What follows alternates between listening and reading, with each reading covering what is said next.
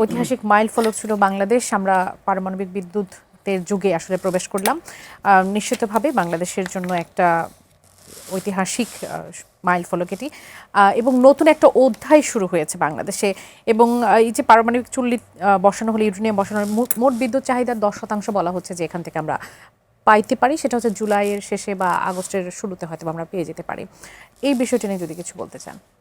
Definitely এটা দেশের জন্য বড় একটা উন্নতি যোগ হলো, কিন্তু এটা নিয়ে অনেক বিতর্ক আছে। আমাদের পরিবেশ সংক্রান্ত বিপর্যয় আছে, এখানে কয়লার ব্যবহার নিয়ে যে বিতর্ক ছিল, পারমাণবিক যে বিষয়ে যে সেফটি সিকিউরিটি, সব কিছু নিয়ে বিতর্ক ছিল। সবচেয়ে বড় বিতর্ক যেটা, সেটা হচ্ছে দুর্নীতি নিয়ে।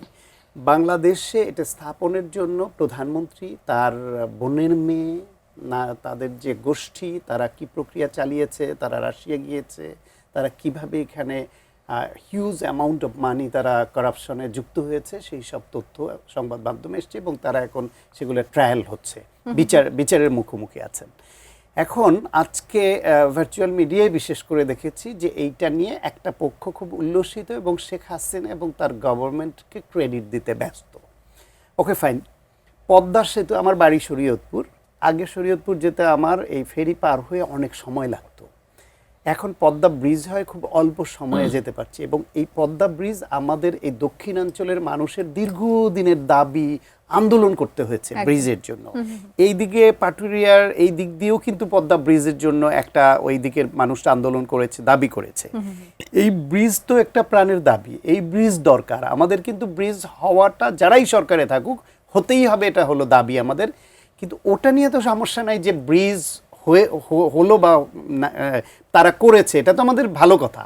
ব্রিজটা করতে গিয়ে যখন 10,000 কোটি টাকা, যখন 40,000 কোটি টাকায় গিয়ে 45,000 কোটি টাকায় গিয়ে পরিণত হবে এন্ডিংয়ে করাপশনের উদ্দেশ্য নিয়ে টাইম ক্ষেপণ করে করে, আমাদের আপত্তিটা ওই জায়গায় যে জনগণের টাকা এই ব্রিজের নাম করে আমাদেরকে ব্রিজ করে দেওয়া তো সরকারের দায়িত্ব, সেটার নাম করে তারা লুটপাট করেছে। ঠিক একইভাবে আপনার এই পারমাণবিক বিদ্যুৎ কেন্দ্র বলেন বা বড় বড় মেগা প্রজেক্টগুলোর উদ্দেশ্যই ছিল শেখ হাসিনা সরকারের মেগা কারাপশন। তারা একটা মাফিয়াতন্ত্র কায়েম করেছিল এবং এই মেগা প্রজেক্টের নামে হিউজ অ্যামাউন্ট অফ মানি, যেটা ঋণ করে আনা হতো, সেই ঋণের টাকাটা এখানে এনে তার খুব বড় একটা অংশ লুটপাট করে আবার বিদেশে পাচার করে তারা নিয়ে যেত। সুতরাং উন্নয়ন, ফ্লাইওভার ব্রিজ হয়েছে, কোথাও কিছু সমস্যা তৈরি হয়েছে, আনপ্ল্যান্ড হয়েছে, ডিজাইন ঠিক হয় নাই, সেই সব সমালোচনা আছে, কিন্তু আমাদের ফ্লাইওভার ব্রিজ দরকার ছিল, আমাদের এক্সপ্রেস হাইওয়ে দরকার, আমাদের মেট্রো রেল দরকার, আমাদের পাতাল রেল দরকার, আরও অনেক অনেক এগুলো হয়তো করতে হবে আমাদের। কিন্তু এর দরকার নিয়ে এবং করা নিয়ে তো আমাদের আপত্তিটা কোনোদিন ছিল না। আমাদের আপত্তির জায়গা হচ্ছে কারাপশন।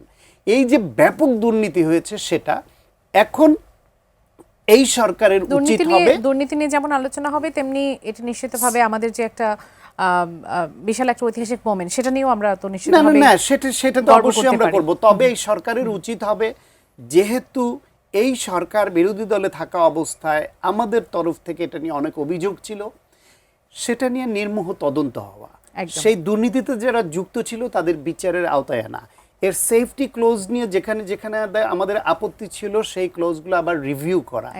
এইটা থেকে আমাদের কোনো বিপর্যয় যাতে না ঘটে, দুর্ঘটনা না ঘটতে পারে। বাংলাদেশ এই নতুন এরায় প্রবেশ করতে গিয়ে নতুন দুর্ঘটনার এরাকে যাতে ওয়েলকাম না করতে হয়, সেই সব দিকে মনোযোগ দিতে হবে। এবং যেখানে যেখানে আমাদের আপত্তি ছিল সেই জায়গাগুলো যেন এরা অবশ্যই তদন্ত করে বুঝে শুনে সেটাকে দরকার হইলে আবার রিভিউ করবে এবং আমাদের মানুষের নিরাপত্তা এনশিওর করবে। আমাদের কত টাকা ব্যয় করে আমরা কত টাকা জাতীয় অর্থনীতিতে যোগ করছি, সেই হিসাবটা স্বচ্ছতার সঙ্গে জনগণকে বলতে